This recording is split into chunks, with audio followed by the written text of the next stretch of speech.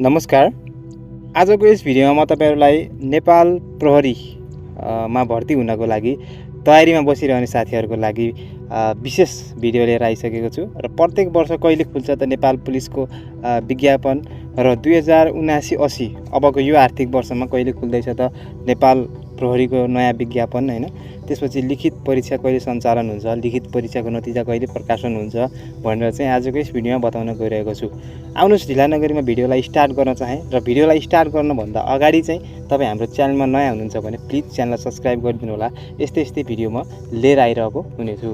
र आउनुस् यहाँनिर हेर्न सक्नुहुन्छ म देखाइरहेको छु भिडियोमा आर्थिक वर्ष यो 79-80 को कार्यतालिका लोकसेवा आयोगले प्रकाशन गरेको कार्यतालिकाबाट वार्षिक कार्यतालिकाबाट भनौं न अझै वार्षिक कार्यतालिकाबाट म निकालेको पाठ हो यो पाठमा म नेपाल प्रहरीको मात्र कहिले विज्ञापन खुल्दैछ र कहिले लिखित परीक्षा सञ्चालन हुन्छ भनेर चाहिँ यहाँनिर देखाएको छ स्पष्टसँग यो पाठलाई मैले लिएको छु। यहाँनिर तपाईले पनि देख्न सक्नुहुन्छ यहाँनिर लेखिएको छ आर्थिक वर्ष 2079-80 को पदपूर्ति सम्बन्धी वार्षिक कार्यतालिका 2 जुन सुरक्षा निकाय तथा संगठित संस्थाका विभिन्न पदहरू भनेको छ। जुन पदहरू मध्ये नेपाल प्रहरी को मात्र मैले आज कुरा गर्न गइरहेको छु। निकाय पद भनेको छ यहाँनिर हेर्न सक्नुहुन्छ निकाय पदमा पहिलोतर्फ प्रहरी कार्यालय सहयोगीमा पदपूर्तिको किसिम खुल्ला भनेको छ भने प्रतिशत निर्धारण र सहमति प्रदान चाहिँ भदौ र असोजमा हुन्छ यो कार्यालय सहयोगीको है त।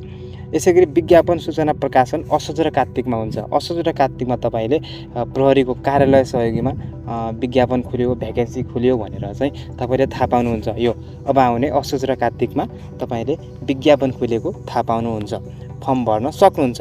यसैगरी लिखित परीक्षा असोज र कार्तिकमा खुलेर लिखित परीक्षा मंसिर र पुषमा हुन्छ भने लिखित परीक्षाको नतिजा माघ र फागुनमा हुन्छ।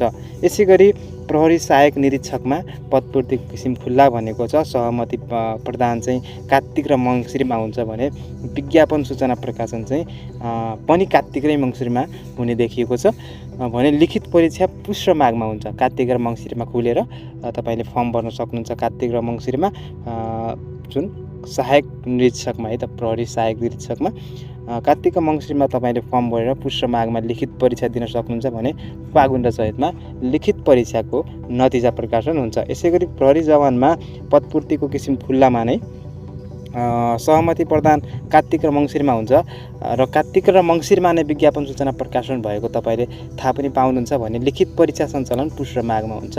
लिखित परीक्षा नतिजा प्रकाशन चाहिँ फागुन र चैतमा हुन्छ।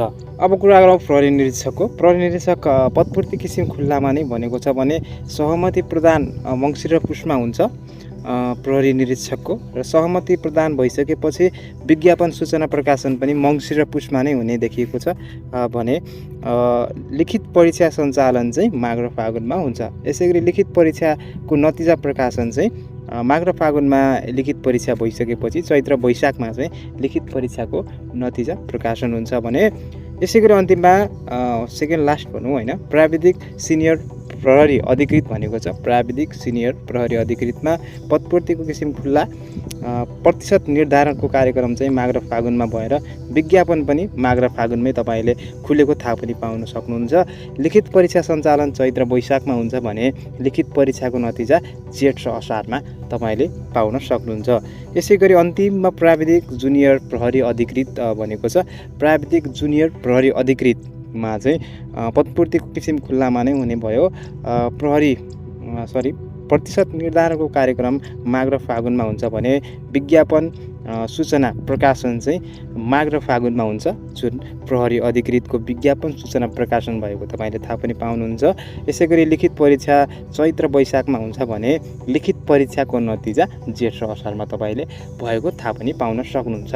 यसैगरी आजको भिडियोमा म तपाईलाई नेपाल प्रहरीमा अब कहिले विज्ञापन खुल्छ र प्रत्येक वर्ष कहिले खुलिरहेको हुन्छ भनेर पनि देखाएको थिएँ र यसैको एस्टिमेटमा तलमाथि थोरै 1-2 महिना तलमाथि होला नत्र यसैको हाराहारीमा तपाईले प्रत्येक वर्ष खुलिरहेको तपाईले देख्न पनि सक्नुहुन्छ। र तपाईले वनरक्षकमा फर्म भर्ने सोचिरहनु भएको छ भने चाहिँ वनरक्षकको तपाईले अब कहाँनिर खुल्दैछ विज्ञापन कहाँनिर खुल्दैछ त भ्याकेन्सी भनेर तपाईले जान्न चाहनुहुन्छ भने मैले भिडियो बनाएर राखिसकेको छु। हेर्नको लागि साइडमा यो देख्न सक्नुहुन्छ यो चारवटा एउटा बक्स आएको छ, यसमा चाहिँ तपाईँले टच गर्न सक्नुहुन्छ, सिम्पली हेर्न सक्नुहुन्छ बन डट विज्ञापन कहाँनिर खुल्दैछ भनेर। र यही नै थियो साथीहरू आजको भिडियो मन पऱ्यो भिडियोलाई पक्कै पनि लाइक गरिदिनु होला र च्यानलमा नयाँ हुनुहुन्छ भने च्यानललाई सब्सक्राइब पनि गरेर राख्नु होला। म यस्तै भिडियो लिएर आइरहेको हुनेछु। हस्त धन्यवाद।